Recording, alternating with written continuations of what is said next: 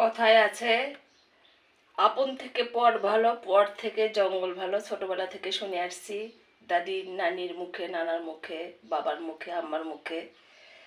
আর সেটে শ্বশুরবাড়িতে এসে বুঝতে পারছি। এখন আমি মুরগির কথা বলি। আজকে হাজবেন্ড মুরগিগুলো নিয়েছে।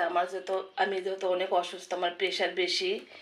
হঠাৎ করে ঘুমের থেকে উঠে দেখি যে মুরগিগুলো অসুস্থর কারণে দেরি করে উঠছে। কয়টা মুরগি দেখি? একটা, দুইটা, তিনটা, চারটা। আর কি চারটে নিচে হাজবেন্ড রোজ খাবে রাত্রে বলছিল। আমাদের ওখানে আর কি এক চাচা যে ফার্ম আছে, ব্যবসা করে, সেটা সবাই জানেন, আমার যারা পরিচিত, আমি আর নাম বললাম না।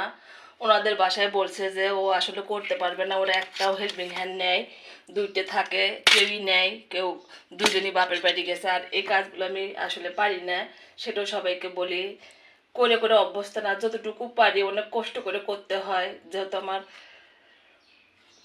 হাঁটুর হাড্ডি ক্ষয়ে গেছে, ভালো করে আর কি বসতে পারি না আমি। আমার চেয়ারে বসতে হয়, নাহলে পা মেলে দিয়ে বসতে হয়।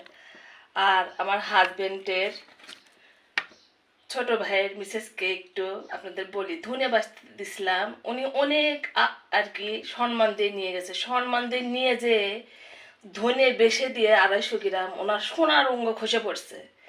এমন খসা করছে রে ভাই, গোটাল এলাকা বলে বেড়াচ্ছে যে আমার অনেক অনেক কষ্ট হয়েছে। অথচ আমার হাজবেন্ড বলে ওদের থেকে করে নিবা, ওদের থেকে করে নিবা। আপনাদের বললি যে বেদে পন্নির হাতে খাবেন, কিন্তু খুঁটা পন্নির হাতে খাবেন না।